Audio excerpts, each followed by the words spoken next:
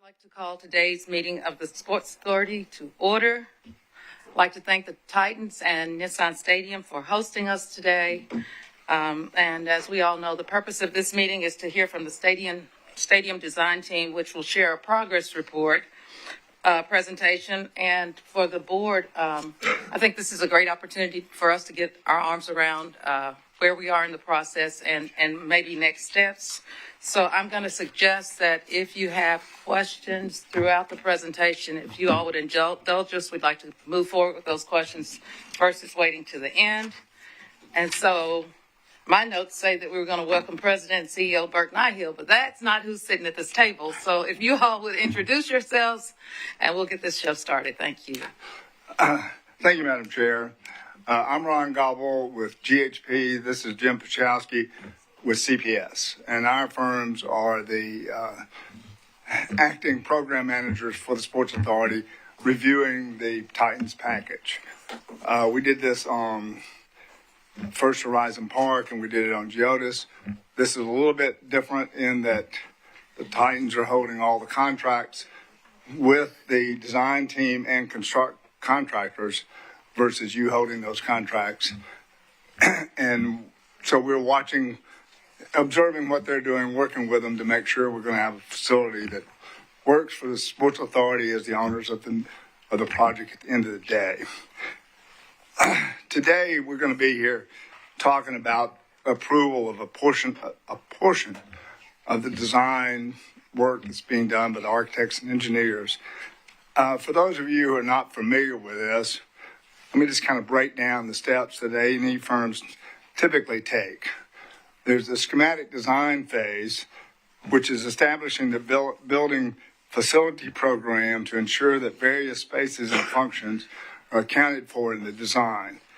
The locations of various functions, spaces, and their adjacency are tested with block and space planning diagrams. Also involves conceptualizing ideas, creating sketches, and exploring design alternatives. Is focused on defining the project's overall look and feel.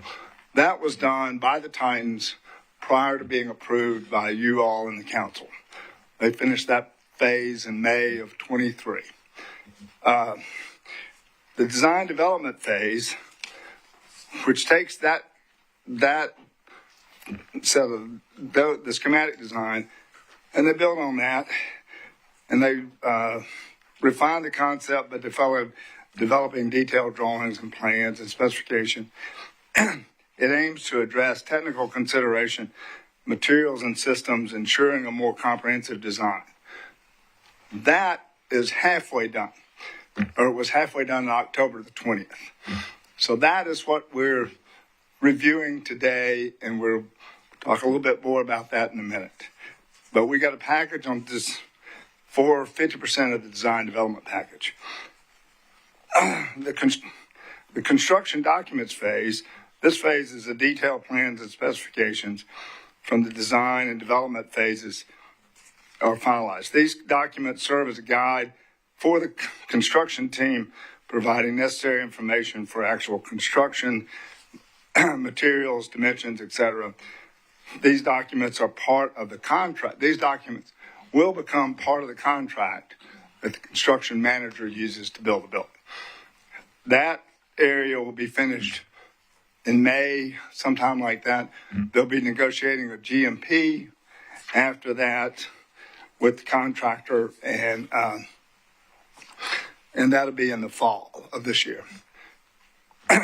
Currently, we're asking you guys to accept a 50% design development phase that was submitted on October the 20th. This is a huge set of documents. I had a printer estimate the cost to print one set. It's $19,000 for one set. The drawings, which are about half as big as this table, it would be 16 inches thick. This is a big project. So we worked on that. You can kind of pick this up. Oh, Sure. And just so you know, we didn't get any ones printed. So we looked at it. I was going to ask where our material was. No, that wouldn't be very environmentally friendly. We had to kill a lot of trees on that one. But yeah, our teams did review the 50% design development set, both from architectural, mechanical, electrical, civil, plumbing, kind of overall concept of how the stadium was laid out and function and those kind of things. The Titans worked to provide, we had several comments, questions, meetings, and they worked and provided answers to our questions and arranged for various entities to meet with the appropriate disciplines on the design team. And this enabled all the group to get a real comfort level with all the answers and the questions that came up. A couple of examples of some things discussed along the way was when would decisions on final materials be made, and there's going to be sample panels and mock-ups in the near future for like some of the skin and those kind of things. So some of those are out there right outside the entrance right now. They're on back of the trail. Yeah, they're going to be putting those up in parking lot H out there, so you get to like look and feel and see some of the stuff, which is kind of nice. And establishing field and event level, and how does the building flow for game and concert events? We went over those kind of things. How will the HVAC function between a full crowd, like for concerts, versus a small crowd? And it's going to be there. Make sure it's going to stay balanced and the temperature remains pretty consistent. And we reviewed studies regarding the truck traffic flow for the construction. And in each one of these cases, and there's a whole bunch of others, we're in agreement with the way the Titans are going on all this. So after all our review and everything, and the process that we've been through and the communication, we would recommend approval of the 50% DDs and to go on to complete the design development process. So if y'all have any questions, can answer those. It's been a very collaborative effort. So. And the Titans have done a good job of working with us and answering any questions we have, and we've always reached an agreement on the approach as they complete this process. So you mentioned that the 50% design was done in October. Is that what I understand? So, but design has continued since then. Yes, I'm they're assuming, actually with the the presumption of approval. The 100% design we expect to get, 100% design development we expect to get in this month. Okay. So, And if I understood the rest of your timeline correctly, full construction drawings will be done in May, and then we go to bid out for a GC. well, they have a construction manager, and they can explain that as they need to. You've approved them. They'll be getting sub bids. Got it. Through the summer. Then there'll be a GMP developed out of that. There may be modifications to the construction documents during that process. And then you'll have a final GMP in October, I believe, date, where you'll come back and you'll get that. But in the meantime, there will be some early release packages for like some of the excavation and those kind of things Understood. prior to the 100% CDs being done. And then what is our approval process from here going forward? Once we endorse this, is it then again in October and then you guys are off to the races? Okay. Thank you. Other questions? Comments? If anything comes up, just let us know. We have it all on computers. It's no small file. So It does take up a lot of space, yes. I think Adolfo Birch is going to take over for the Titans, and we'll be here if you need us. Thank you, Ron and Jim. Thank you.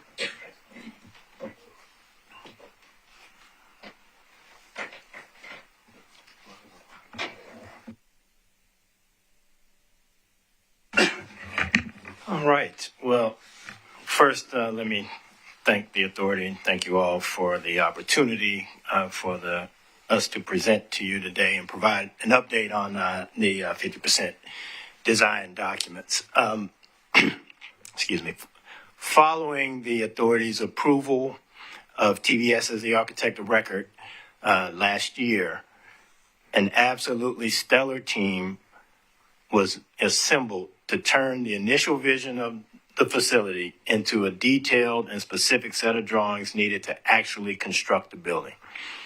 That design team, which comprises hundreds of professionals across 24 different firms, has been hard at work since the summer to get us to the point we are today. Notably, the team includes 9 companies from Nashville. We also have 11 firms that are certified as diverse business enterprises, including 4 WBEs, 3 MBEs, 3 SBEs, and 1 DBE. Many of those firms on the team overall are here and represented today, and I think that each of them should deserve some recognition and thanks for their considerable effort. If they're around, maybe they could raise their hands to just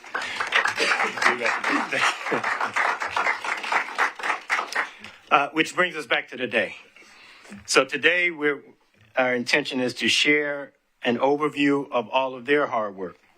Special thanks to the authority, its directors, its staff, for working with us over the past several months to review it, to provide feedback, to help with the overall design and the concepts that you're about to see. So with that, allow me, please, to introduce the founder and owner of Manica, David Manica, to help us through the rest of the process. Hi, everybody. Thank you very much. Good to see you again. I'm excited to have this chance to walk you through the progress and the presentation of the project so far. Just a quick, let's say, reminder about me. I've been designing sport and entertainment buildings exclusively for 30 years. You could say that's all I know how to do, but it is also my superpower. So we get involved in the front end of projects to guide them through this very point, where we're at about 100% DD. And then we slip into a consulting role, and the team of TVS and all the local representatives really carry it through the rest of the project through opening. So with that, I'll get started. I like the title of this, Guiding a Linear Design Process. That is what we have been able to accomplish here. In my 30 years of doing the projects like this, I want to give the Titans and you all a lot of credit for the process that you set up here. It is not always so linear. It is not always so, and doesn't yield always such effective and efficient results. The way the Titans and you all set this project up has really allowed the project to succeed in ways that other projects have suffered, and for it to be a very linear and efficient process. So I do want to give you all credit for that. You may not quite understand the magnitude of what I'm saying, but it is quite a big deal. You guys are sitting on top of, right now, a really great design that I think will shine, not just in Nashville and not just as a part of the portfolio of the NFL, but around the world as well. All right, so let me dive into this. So I want to explain a little bit about our process.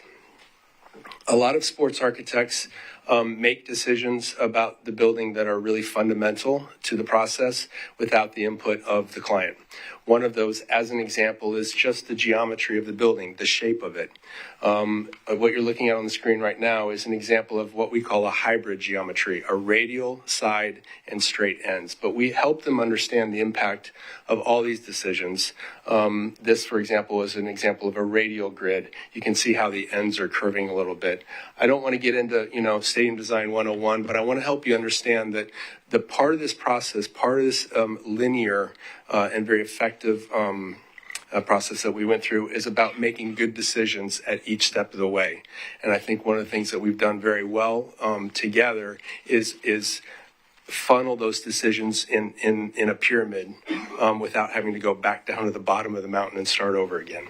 So some of these decisions here have been factored in and resulted in what's our, a trustworthy design process. You can see here that what you're looking at is the drawings of the event level, that's the field level, at 3 different stages. First is 100% concept design.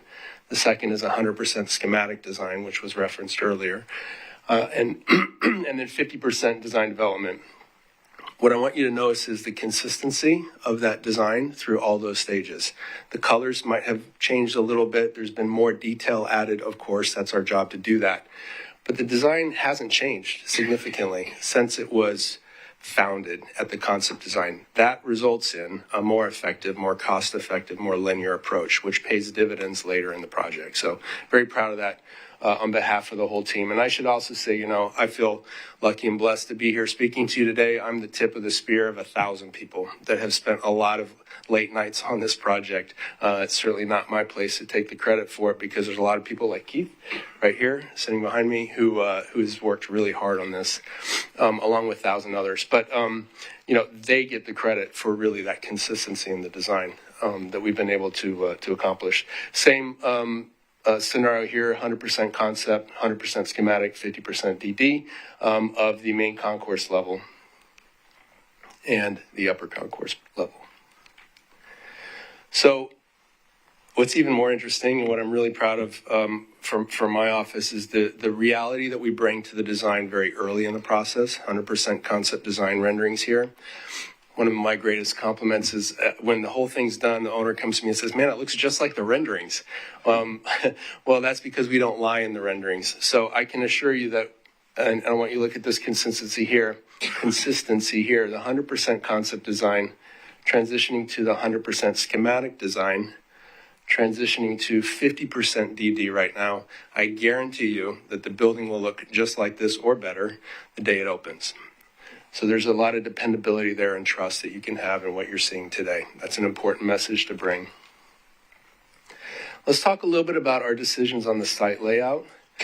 So when we first were engaged in the project and studied the site opportunities here, it's very normal for a stadium to be oriented where the broadcast and the media is on the west side. That's why when the sun sets, they have their back to the sun and they're not looking into the sun. So the intuitive layout for the stadium would have been like this, where north is actually on your left, if you can see that. I'm sorry, by the way, I have to look sideways. I wish I could be looking forward right now, but anyway, I'm taking cues from the screen over there to my right. So you can see that we would have oriented the long axis of the field to the north-south, putting the main stand on the west side. That would have been very, very straightforward way to locate the building on the site. We studied then what the resultant and remaining areas of the site were to the north and south, and we put some dimensions on there to show you. I want to give Kellen a lot of credit for this. He's leading the project from the Titans. He challenged us to look at rotating the stadium 90 degrees. It was a real challenge, honestly, and he was a real champion of that. You can see what happened is, though, it put larger parcels on the north and south of the stadium for development other than the stadium. In order to get it to fit, you can see here, just go for it, yeah. You can see here what we had to do in order to make that work. This is the analogy I often use. It's like a loaf of bread that's baked in a rectangular pan. You cut the ends off of it and you put them on the sides and you get something that's more square. That's what we did here. And I'm really proud of what we were able to accomplish. It makes your building more unique. It makes it fit the site better. And there's some real benefits to it. Let me explain those really quickly. On the west side of the building, that's the end now that faces downtown. We aligned that with a grand park and boulevard, and that becomes the front door of the building, which means then that the east and west sidelines are equally balanced, left and right, from the front door. It also allows us to put what is the back end of the building, the loading dock, on the east end of the building, out of sight and out of the way of all the people coming to the building.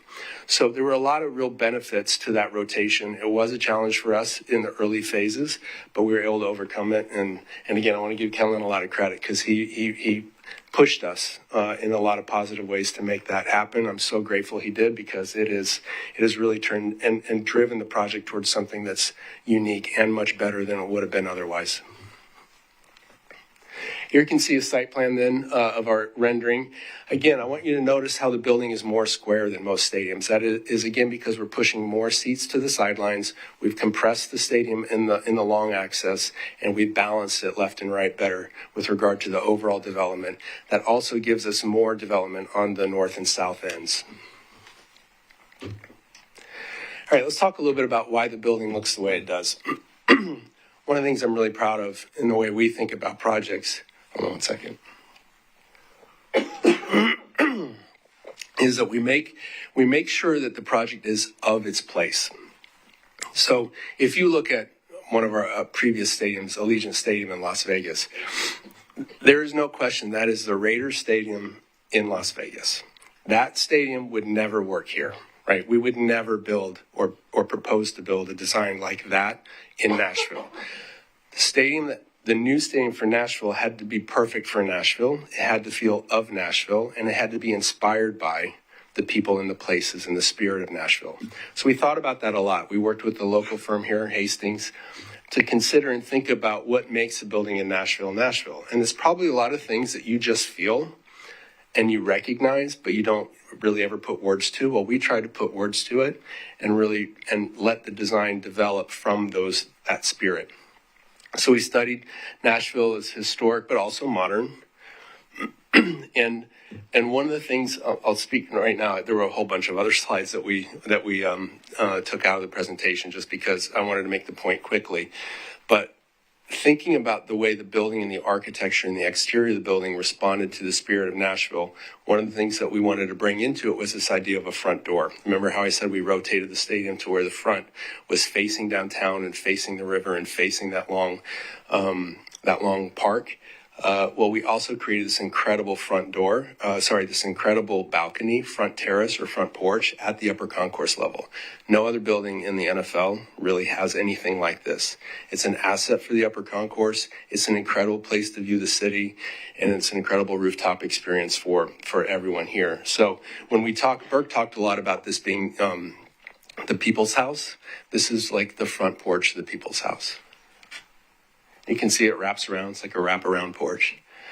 And it allows everyone at the upper concourse in those general admission seats to go out and have, the experience of that. Yes, please. I'm glad you interrupted me, by the way. Thank you. Just to orient myself, as we're looking at this image, downtown would be on this side across the river. You are staring right at the southwest corner here. So the west-facing facade is on your left here, and the long south facade is the majority of the rendering there. And that looks down on the South Plaza. Thank you. You're welcome. So the front door is on the west side of the building. Well, there's multiple front doors, honestly. So each side of the building, remember I mentioned we rotated it, and we allow people to come in each side to their seat directly on the sidelines. There are front door entrances there off the North Plaza and the South Plaza. But as viewed from downtown, and there'll be some other renderings of this I'll show you in a moment, it will feel like the front door is on the west face or the west facade. And we did create a sort of prominent entrance point there that I'll walk you through. There's some great assets inside that lobby space, but as the building's viewed from downtown and from the skyline, it will feel like the front door is on the west face. Yep. But you'll be entering the building in a lot of ways on the sides when you go to a game. So this is that west face.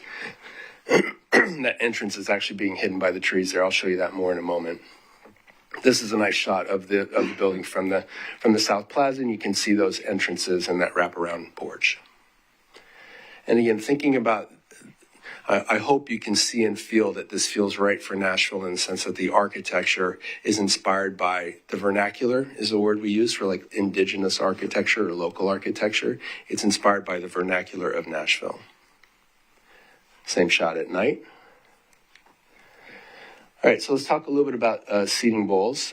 I want, when we go into and design a stadium in a city that has an existing stadium, everyone sort of asks, well, how's this compared to what we had before, right? So the new stadium is in green. They're both named Nissan now, so that makes it a little confusing.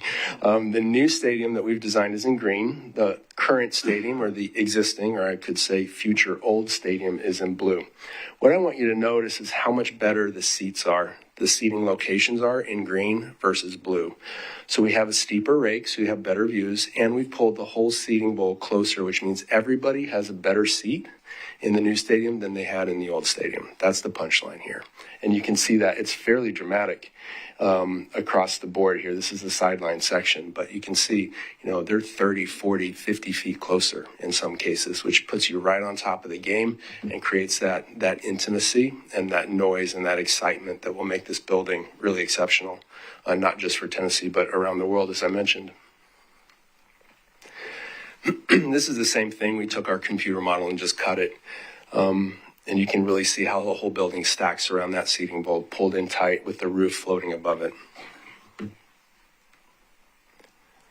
One of the things I'm really excited about this building, when we were able to create a building that was more square rather than rectangular, we were able to inscribe a perfectly circular roof above that seating bowl. That is also very unique. If you look at other stadiums, often they're ellipses or long rectangles.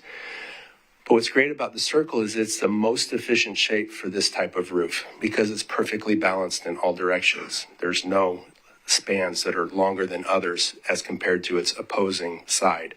That makes this roof incredibly cost effective, but also sort of perfectly centered above the field. It's going to be a really magnificent feeling in there when you go in and that sort of perfect circle of a roof is floating right above the field.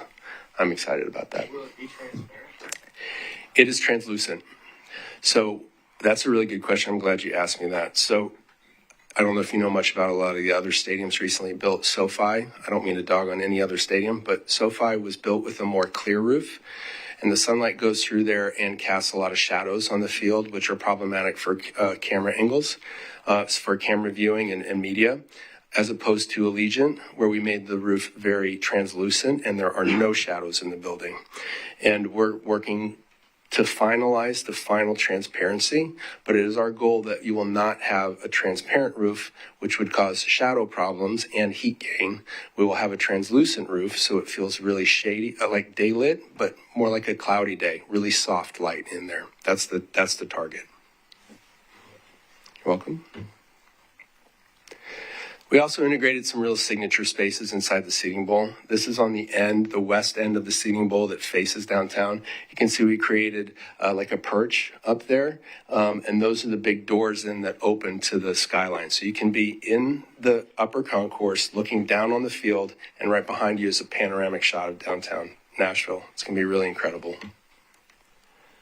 Some other additional shots to help you see how that feels. And there's those garage doors that open up to the view of that terrace. That's the front porch I mentioned before. That's the big wraparound front porch at the upper concourse and the view to downtown.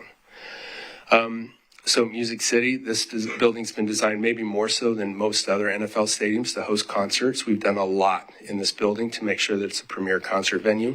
So, of course, there's stadium tours that go to other buildings. I can tell you that no other NFL building built will host concerts better than this building will. We have better amenities, we have better access, we have better loading, and we're working really hard to make sure that the acoustics are equal to or better than any other stadium in the country. So a lot of effort's gone in to make sure that this will be a premier concert venue as well.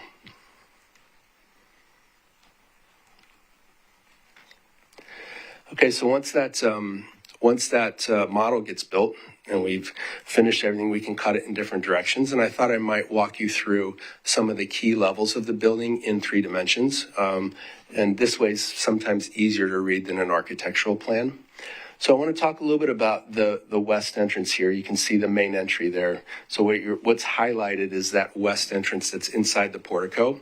Inside that space is a grand lobby entrance. I'll show you that in the video in a little bit. But within that space is a community room. So this idea of a community room has never really been done in an NFL stadium, but certainly never been positioned within the building in such a prominent location. So I'm really excited about the way this building will give back to its neighborhood. That was an important point for the Titans and something that I'm really happy with how we integrated it. So I'll point that out. That's one of the key elements to highlight at this level. The rest of this level in a lot of ways is, this is the mezzanine level, but just below this and what you're seeing there is, in a lot of cases, is the hardworking level of the building, the locker rooms, the players' rooms, all the areas of the building that allow it to function for events. The main concourse is 360 degrees. That is not the case in your, some of the concourses in your current Nissan Stadium are not 360 degrees. This allows people to walk all the way around the building and get to their seats and meet friends and go to other, it makes it very easy to navigate. So we have multiple 360 degree levels on here. So this is the main concourse. And one of the points they wanted me to speak to is also this idea of frictionless markets. So there's been a move away from what we call point and shoot concessions. Those are, or belly up is another word we've used. That's the idea where you wait in line, you get to the counter, you buy a hot dog and you buy the popcorn, and then they hand it to you and then they give you a drink and you turn around and walk away and the next person walks up to the counter. What you're seeing in airports, remember when you go into a market and you can grab what you want and then you walk out because it has your credit card, you tap in with your credit card, it senses what you're taking, and there's no friction to that moment. It allows the users to have greater flexibility, greater options in their purchases, and it allows more through traffic for sales. So we're incorporating the latest trends and ideas in every aspect of the building, and this is an important point to mention. All right, we have of course, we have suite levels on the sides, and then a mid-concourse level, also 360 degrees here. So we're stacking and slipping some premium in on the sides, but we're really creating consistency in multiple levels of the building that are 360 degrees, that allow for better circulation and access and views throughout. Same with the upper concourse. And I can't point to your screen, but where those two arrows meet, that's that porch level that I mentioned before that overlooks the field and downtown. All right, this is a great shot from somewhere high in the air above downtown. But you can see how that west facade really feels like the front door of the stadium. That portico entrance that is sort of projecting at the ground level is that front entrance and how it all opens up to the lawn. So there's a lot of magic, let's say, happening in the master plan, and the benefits of this design has sort of evolved to create a lot of great synergies with the surrounding development and neighborhood as well. Does the property line for that stadium run all the way to the river on the west side? No. It's basically just the Second Street is the property line. Now the development goes all the way to the river, but that's not the stadium's parcel. Okay, so something could be built between the stadium and the river.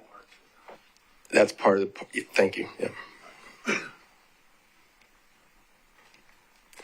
This is a shot looking the other way. So there is really no back door to the building. I mentioned when we rotated it that we were able to put the loading dock, but the loading dock is depressed. You won't see it, especially as you're driving along the freeway. So every facade of the building has been designed so that when you're looking at the stadium with the downtown in the backdrop, you still feel like, you're seeing an important facade of the building. So that is the slide presentation. I think at this point, I want to make sure, Haley, should I open it up for questions or go straight to video? Sure, questions, great. Okay, let's do questions and then I can walk you through the video. I'm just curious as to how you can move the seating closer to the field and reduce the incline so much without taking away any visibility. So that's complicated. Let me do my best to simplify it. There is what's called a focal point. So a focal point on the field is the point that every single person has equal views to. So if I'm sitting here and the person sitting behind me, we both can see that point on the field equally. He's not looking through my head, or he doesn't have to go like this over me, right? So that's the point that drives the whole stadium section. Then what we do is we set the first row as close as we can and actually as low as we can, because the higher we push it, the faster the section grows steeper. So we set that at the sweet spot, and then we start layering in all the different seating sections that we can according to the program that we need to. So how many club seats do we need? How many GA seats do we need? Where do we want the main concourse level to be? All those things are sort of in the mix as we're pulling all the different levers. We are allowed to make the stadium a certain steepness before it gets too steep for code. So it has to be safe, basically. We can't make it so steep that people fall out of their seats or fall down the stairs. That's our maximum. So between that maximum at the last row and the first row, making sure everyone has the same view of the sight lines. Those are the parameters that we work with. So the truth is that your existing stadium wasn't, I'll say, optimized within those different parameters to make the seats as close as possible. We were able, through a lot of good design work from my team and a lot of other people, able to make good decisions about when we break the section and pull it forward, and when we break the next section, break meaning stop one section and start another one, and pull it forward to where we were able to lock in the first row and the last row around that focal point to meet all the capacity requirements. So the truth is, there was room in your section currently to make it better, and we did. That's the simple summary. I knew it would be complicated. I tried not to, but yeah, it's a complicated thing. Other questions? You mentioned the acoustic design. I'm curious. I mean, you're exactly right.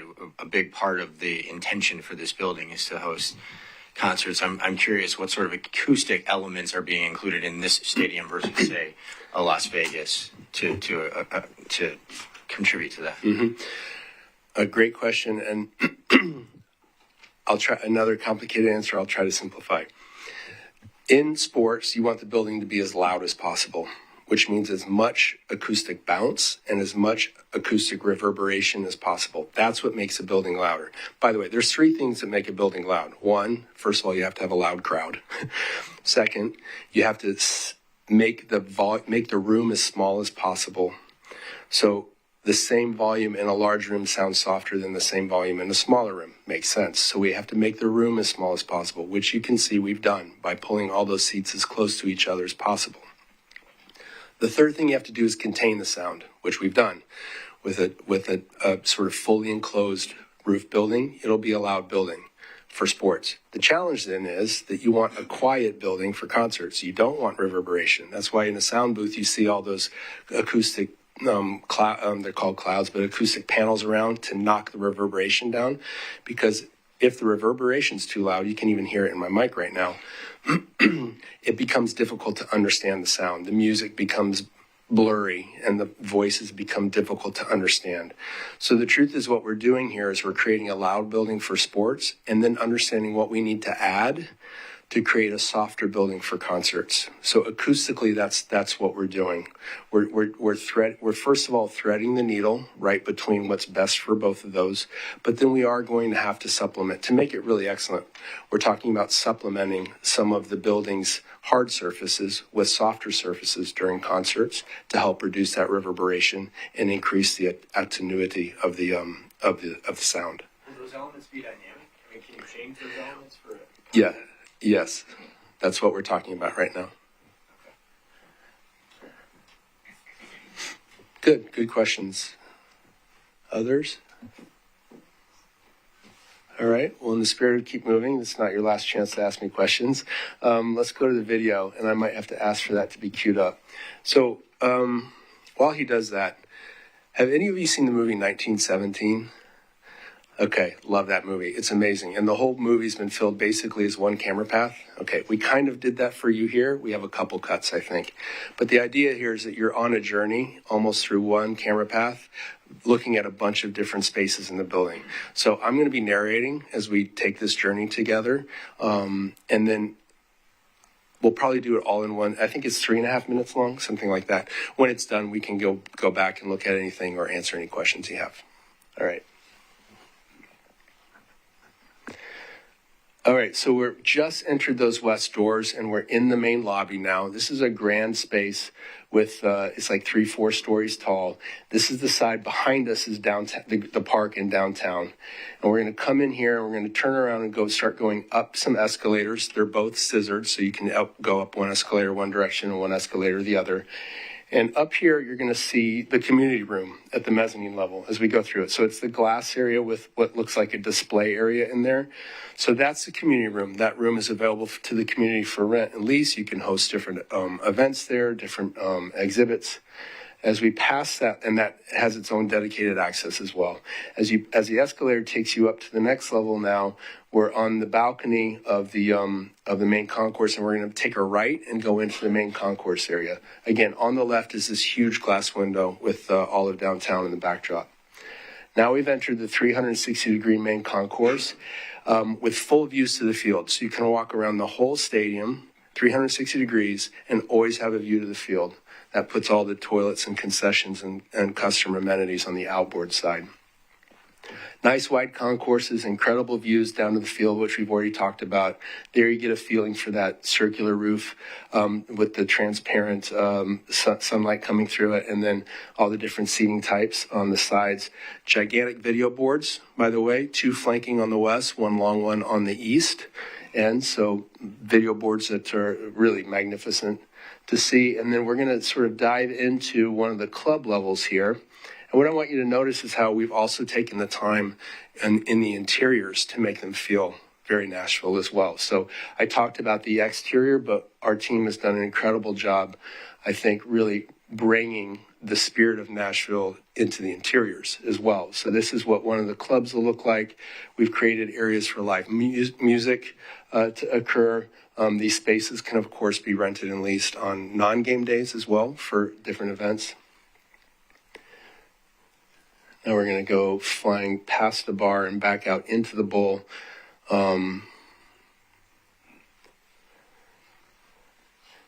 There's this incredible patio here. This is also sort of a first of its kind, this patio that's out in the seating area. So you can be hanging out with some friends, having a drink and watching the game.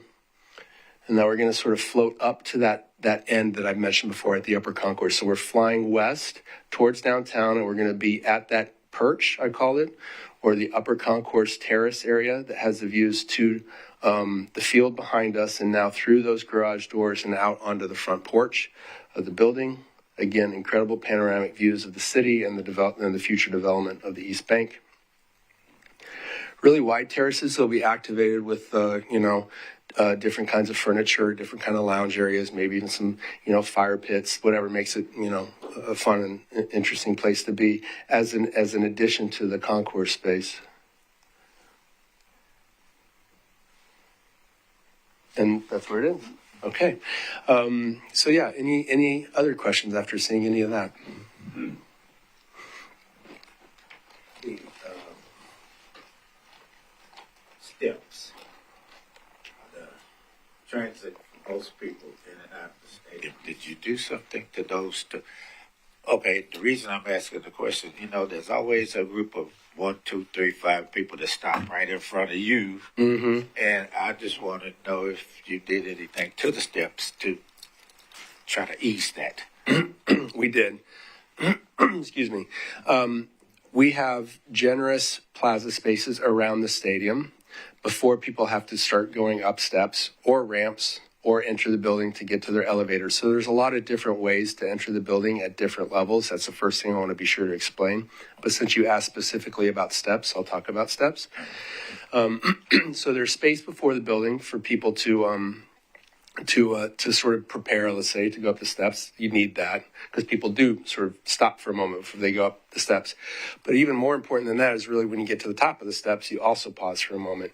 We have a really spacious distance around the building between those moments and the moment you enter. So the simple answer is absolutely yes, but it's also quantifiable in our analysis. One of the things that we've done, I don't know if you've ever seen a crowd modeling software or dynamic modeling software.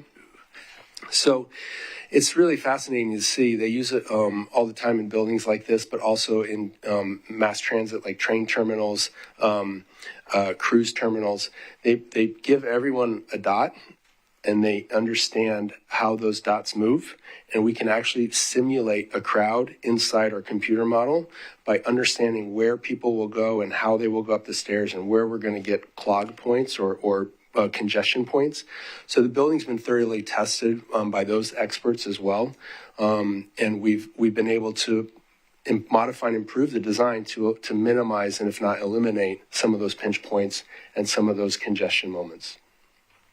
Thank you. Mm-hmm.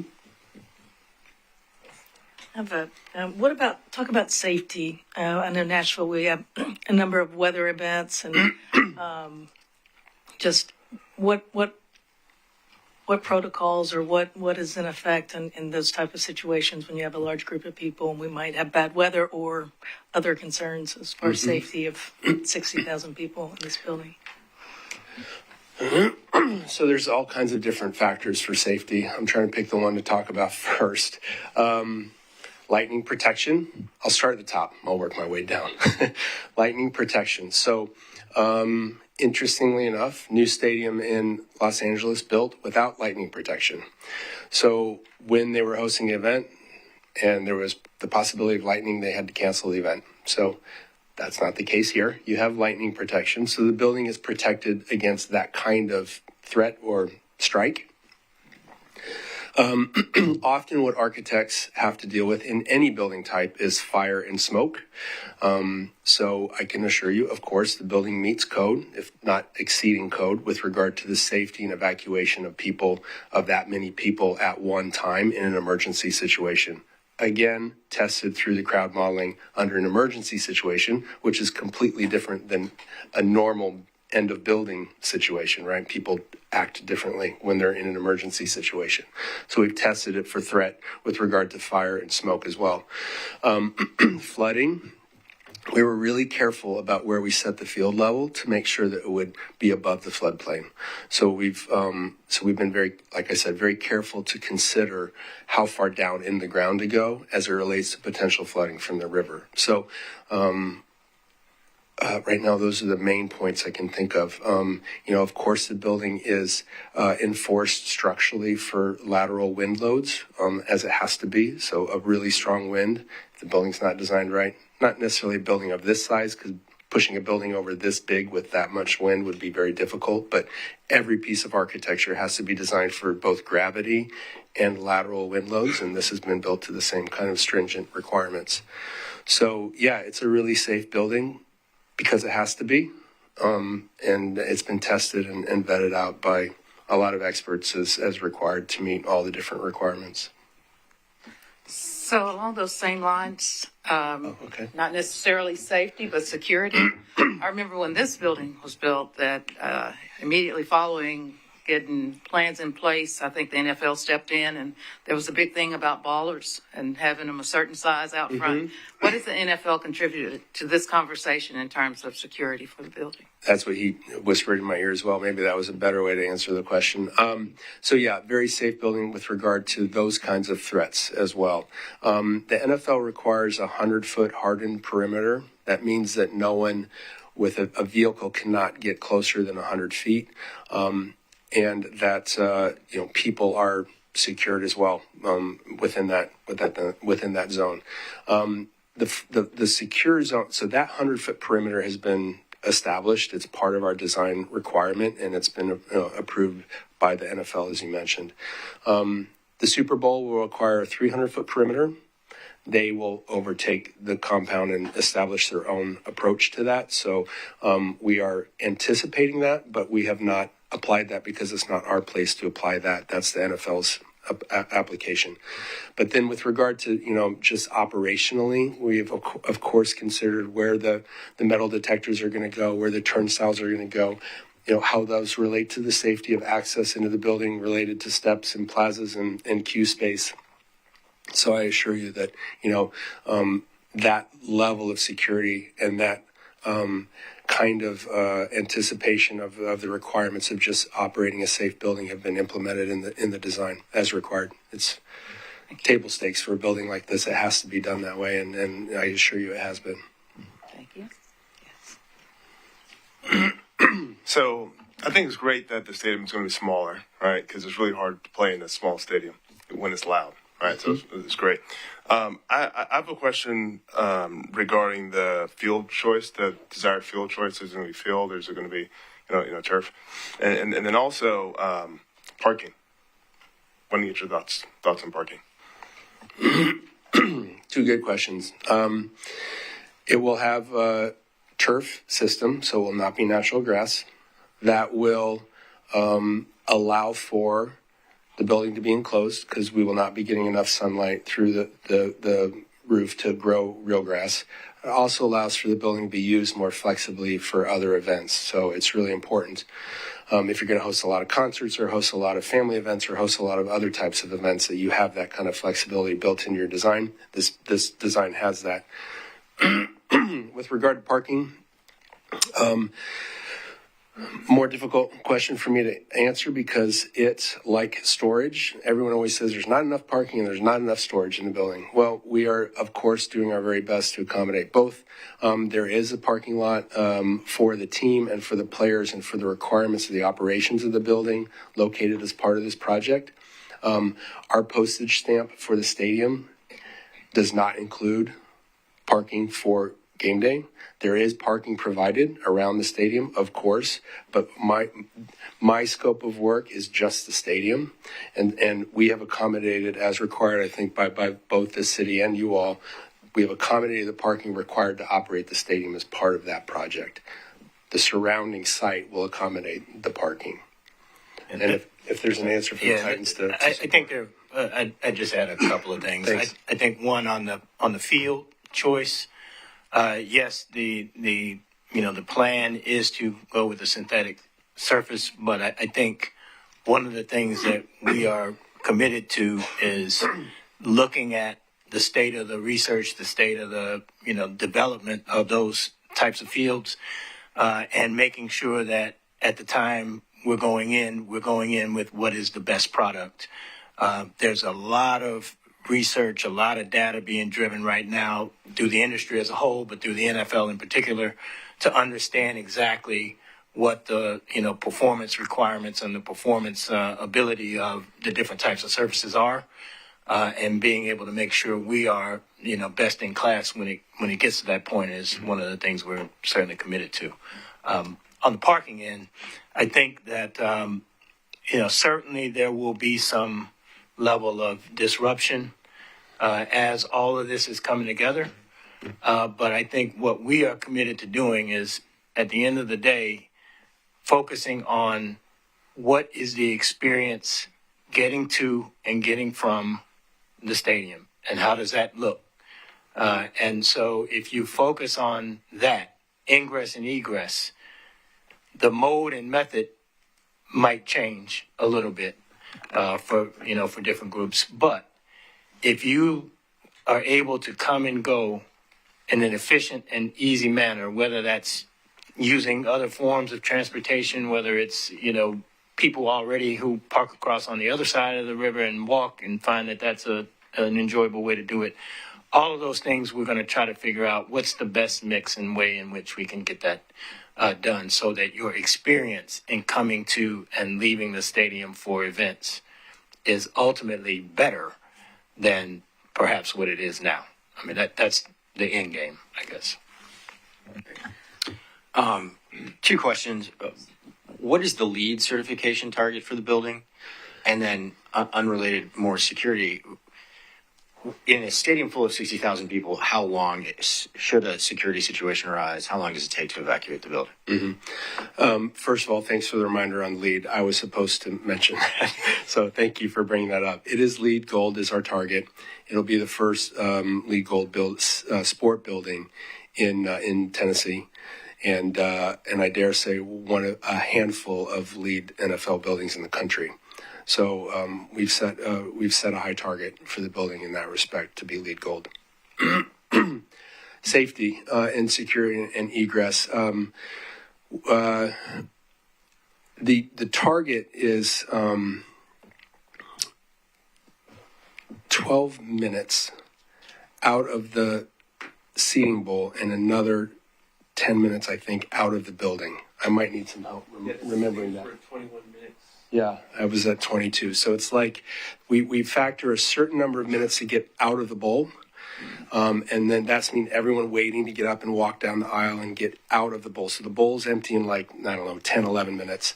And then the rest, and then you have to get down the emergency stairs. Because in a case of, are you talking of emergency, right? Right. Okay, so in an emergency situation, we don't use escalators for egress. We don't use elevators. You have to take all the emergency stairs. which have to be distributed equally around the concourse. We have to understand the pinch points and make sure everyone can get in the stairs and that the stairs empty quick enough. All of that work has been done and tested, and I think they get out in another 10 minutes. So all 60,000 people are out of the building in 21 minutes. That's pretty good. Thank you. Yep. Well, first of all, I know you show us the video so you can get a wow, and the video deserves a wow. It looks good. It looks Thank you, like sir. Nashville. It feels good. I definitely got a smile and kick out of seeing the artist performing in the middle. So Nashville. So thank you for that. Yeah, thank you. And I'm glad that you just answered that last question in the way that you did, because I wanted to know if there are any notable ADA accommodations. And so when we talk about evacuating the building, and I heard everyone has to use the stairs, no elevators, no escalators, how does this building address emergency evacuation for ADA? There is, I'm glad you queued that up for me. So first of all, I want to talk about the provisions for ADA, and then I'll talk about the safety. So it is a requirement that the building provide full accessibility for every ticket type. So throughout the whole building and throughout the whole seating area, there is a seat and accessible ticket for people in wheelchairs or ADA requirements. And they have enhanced sight lines so that if someone were to stand up in front of them, they would not have their view of the game disrupted. So I can assure you again that the requirements of ADA as they apply to sports buildings have been fully integrated and tested in this building as well. So distribution of wheelchairs and accessible bathrooms and accessible access through every level, every corner, every square inch of the building. Excuse me. With regard to safety, there's what's called areas of refuge. That's a standard approach to providing safety at different levels of the building for wheelchair people. So that has also been accommodated. What exactly does that mean? I'm trying to see, how does that address the areas of refuge? How does that address evacuation? And is that counted in that 10 minutes of 60,000 fans exiting the bowl? So I'll have to check on the evacuation because I don't want to tell you the wrong thing. It should be. An area of refuge, though, is like in a hotel. If you have a wheelchair on the 10th floor, there's an area of safety that's protected for them to be before they evacuate the building by elevator. Do you want to answer that further, No, and Kelly? I also just wanted to add to the question as well. With respect to the stairwells, we've actually reviewed that with the Nashville Fire Department and the Fire Marshal. So one of the things that we're doing, I think a first of its kind for the building, is it's considered a high rise. So the condition you're asking about is similar to a high rise. There's a point near or in the stairwell where they have to go. The ADA patrons would sit, and we also have incorporated a fireman's air rescue replenishment tank station in two of the key stairwells, so they can actually fill up their tanks if there was smoke. But also, to David's point, we actually have modeled out a full semi-burning in the building, and it actually the line of the smoke never gets to the top of the upper bowl. Just to kind of show you all the measures that we've been taking. Thanks, Kellen. Any other questions? I have one quick question. How many kitchens? I know this stadium doesn't have many. What about the new Nissan Stadium? I actually don't know the actual final number of kitchens. Kellen does. We have we have a total of those frictionless markets. We have 41 of those markets. And then we have a commissary kitchen.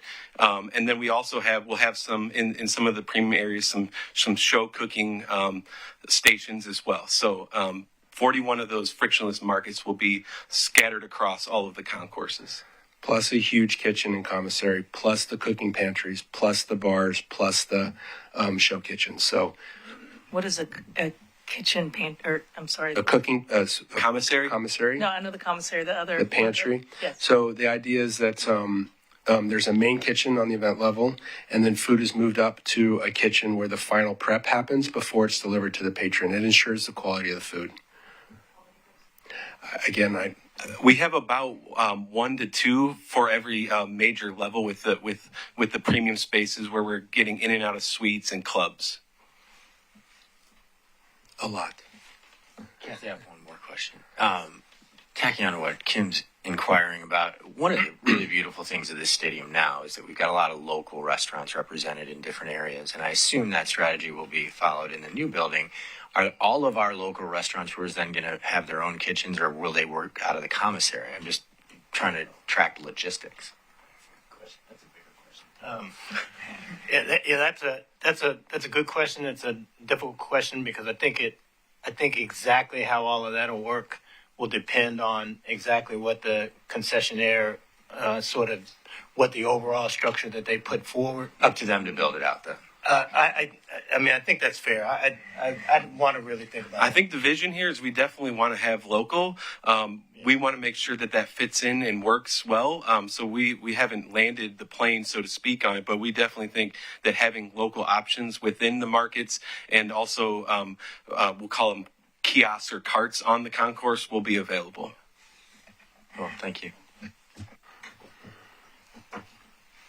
Other questions? Comments?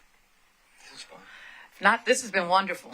To all of our presenters, we really thank you for the detail that you shared with us. I think we have a much more insightful understanding of where we are, and we'll be prepared to take necessary action. So I think this concludes our agenda for today. The authority will meet next Thursday, January 18th at Geodis Park for our regular monthly meeting. The Finance Committee meeting will be at 9:30 prior to the regular meeting. And I think we've all heard that we probably are going to have some truly winter weather next week. And so in terms of our in-person meeting, we will play that by ear, and we will follow the guidelines of Metro Schools. So look to hear more on that from Monica and the Sports Authority next week. So hopefully we will see you then. If not, I will entertain a motion. Sure. Can we get a copy of the presentation from today? Oh. That'd be great. Today's presentation. Just email. Thank you. Okay. Sure. Including the video? Especially. Especially. In the case of inclement weather next week, would we be entertaining postponing the meeting, or? So our plan at this point to the chair's earlier comments is we plan to follow. If Metro schools are open, we will plan to meet. Now, sometimes, it's difficult, so we may have to be flexible there. If we end up not meeting, we will look to postpone and meet later. We don't have a date set at this point. Thank you. Thank you. We'll also, and we'll make sure that for those of you, anybody on our distribution list, we'll get an email, we'll put it on the website, all of those things. We'll communicate. Thank you. Any other questions, comments? If not, again, thank you all, and we'll consider this meeting adjourned. Thank you. Thank you.